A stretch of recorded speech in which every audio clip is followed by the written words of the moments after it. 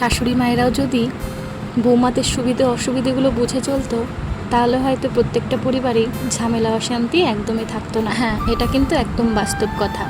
যাই হোক, এখানে কিন্তু আমি একটা চার্টবোর্ড বানিয়েছিলাম। ছেলে স্কুল থেকে হোমওয়ার্ক দিয়েছিল বেশ অনেক দিন, তবে শরীর খারাপ, ছেলের শরীর খারাপ এসবের কারণে হয়ে উঠছিল না। তো তোমাদের সাথে শেয়ার করি, আমার শাশুড়ি মা এসেছেন গ্রাম থেকে। তো আমাদের গ্রামেই বাড়ি যেহেতু, তো সেখানে থেকে প্রচুর উনি সবজি এনেছেন। এই সবজিগুলো কিন্তু কোনোটাই কেনা নয়, এগুলো কিন্তু সবই নিজের বাড়ির সবজি, শুধু রসুনগুলো বাদে। রসুনগুলো কেনা, তবে অনেক আগেকার কেনা। এই যেখানে কাঁঠালের বীজ এনেছে, পেঁপে, নারকেল, চাল কুমড়ো, কলা, এগুলো কিন্তু সবই আমাদের বাড়ির। আর এখানে কিন্তু মিষ্টি কুমড়োর ডগা, যেগুলো আমরা এখানে কিনে খাই না, আর তার সাথে পটলও এনেছিল। তো যাই হোক, আজকে হচ্ছে পরের দিন, সেই দিন আর কোনো রকম ভিডিও করিনি। ছেলেকে স্কুল থেকে দিয়ে এসে ঘরটা খুব অগোছালো। ওই যে প্রজেক্টটা দেখলে, ওই প্রজেক্ট করতে গিয়ে কিন্তু আমার এমন অবস্থা হয়েছিল। দেখতে অনেক ছোট হলেও 3 দিন ধরে আমি কিন্তু শেষ করতে পারছিলাম না। তারপর ঘরটার ক্লিন করে কিন্তু এখানে স্নান করে নিয়েছি। তার আগে দেখি শাশুড়ি মা কিন্তু এখান থেকে ফুল তুলে নিয়ে এসেছে নিচে থেকে। এবার শাশুড়ি মায়ের আসার কারণ হলো, নিচে যে দিদিরা ভাড়া থাকে তারা কিন্তু বাড়ি গেছে, আর এই অত বড় বাড়িতে তো আমি একা থাকতে পারবো না, তাই কিন্তু মাকে ডাকা হয়েছে। আর আমি যে জামা কাপড়গুলো কেচেছিলাম সেগুলো দেখি মা আবার নিচে মেলতে গেছে। ব্যাস, এইটুকু কাজের জন্যই কিন্তু মনটা ভালো হয়ে যায়। এমন না যে তাকে এসে আমার কাছে রান্না করে দিতে হবে, অনেক কাজ করে দিতে হবে, তা না। তবে যেটুকু হাতে পাতে করে দিলে ভালো লাগে, মানে এইটাই অনেক ভালো লাগে যে একটু হলেও হেল্প করে, সেটাই কিন্তু আমার খুব ভালো লাগে। এতেই কিন্তু মনটা বেশ ভালো হয়ে যায়। সেটা শুধু আমাদের ক্ষেত্রে না, প্রত্যেকটি মানুষের ক্ষেত্রেই তাই। এবার দেখো, এটা যেহেতু শহর, এখানে তো পাড়ায় ঘোরার কোনো ব্যবস্থা নেই, বা পাড়ায় কোনো চেনা জানা মানুষ নেই। বলতে গেলে এখানে পাড়া বলে কিছুই হয় না। তো একটা মানুষ যদি এখানে আসে, বিশেষ করে যারা মেয়ে হয়, তাদের কিন্তু একটা সংসারে এসে চুপচাপ বসে থাকলে টাইম ভালো যাবে না, সময় কাটাতেই পারবে না।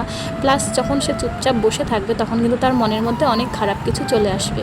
তার থেকে একটা সংসারে এসে একটু হাতে পাতে কাজ করলে যার সংসার তারও ভালো লাগে, প্লাস তাদের যে কাজগুলো করবে তারও কিন্তু সময়টা কেটে যায়। তো যাই হোক, খুব ভালো লাগছে যে শাশুড়ি মা এসে আমার হাতে পাতে সব কাজ করে দিচ্ছে।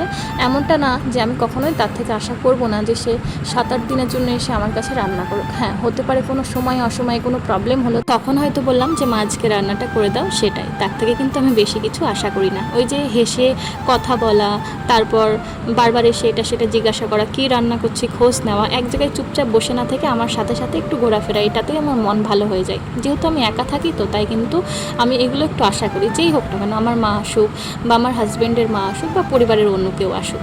তো যাই হোক, বাজার থেকে আসার সময় কিন্তু মাছ এনেছিলাম। খুব ইচ্ছে করছিল কচু দিয়ে, ছোট মাছ দিয়ে রান্না করব। তো সেই জন্য কিন্তু আমার আর শাশুড়ি মায়ের জন্য কিন্তু বাটা মাছ এনেছিলাম, আর ছেলের জন্য 3টে পেটির মাছ এনেছিলাম। 3টে বলতে 2টো মাছকে 3টে করে নিয়েছি, কারণ ভাজতে গেলে না খুব অসুবিধা হয়, বেশি তেল দিয়ে দিতে হয় কড়াইতে, সেই জন্য।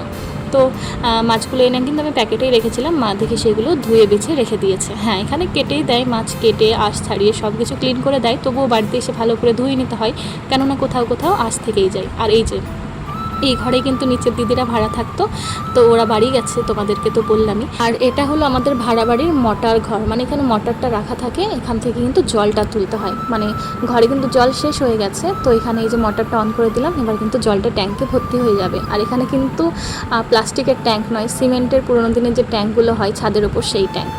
আর এখানে সকালবেলায় কিন্তু রান্না করেছিলাম আলু ভাজা, পরোটা। তো ছেলে একবার পরোটা আলু ভাজা খেয়ে গেছে, প্লাস ওকে 2টো পরোটা আলু ভাজা দিয়েছি, তাই আলু ভাজাটা একটু কম আছে।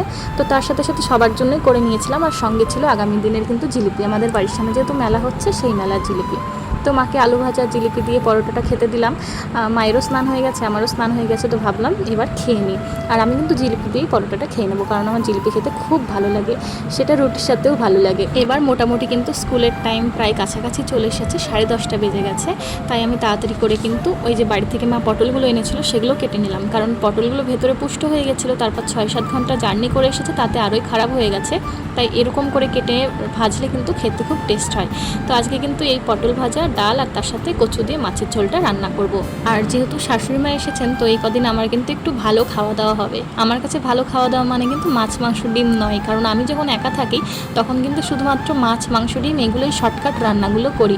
এবার এই যে কচু দিয়ে বাটা মাছের ঝোল, যেহেতু আমার ছেলে বাটা মাছ খায় না, তাই আমি একা থাকলে, অনেক দিন হয়ে গেল কতদিন যে বাটা মাছ খাই না, মানে এই বাটা মাছটা হয়তো তোমাদের কাছে খুব সামান্য, কিন্তু আমার কাছে এটা অনেক সুন্দর। আর এই যে মাছ ভাজতে গিয়ে গলায় তেল পড়ে গেছে, আর প্রচণ্ড জ্বালা হচ্ছে, যেহেতু গরম পড়েছে খুব, কখন যে বৃষ্টি নামবে, বাইরে কিন্তু মেঘ করেছে, আর তার সাথে প্রচণ্ড কিন্তু গরম।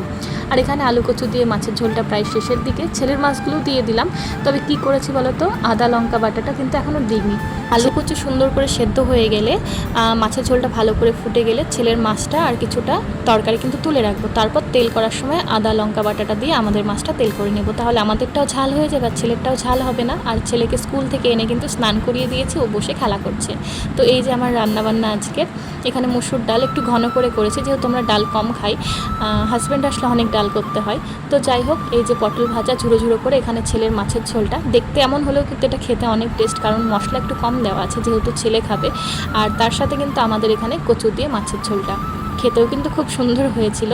তারপরে কিন্তু খাওয়া দাওয়া করে একটু ঘুম দিয়েছিলাম। ঘুম থেকে উঠে দেখি প্রচুর বৃষ্টি হয়েছে, আর বাইরে কিন্তু এখনও অন্ধকার হয়ে আছে। আর আজকে যেহেতু বৃষ্টির দিন ছিল, তাই কিন্তু এই অসময়ে আমি মশারি টাঙিয়েই ঘুমিয়েছিলাম, কারণ প্রচণ্ড মশার জ্বালা। দুপুরবেলায় ঘুমিয়ে কিন্তু শান্তি নেই। তো চলো ভিডিওটা শেষ করছি, কেমন লাগলো জানিও।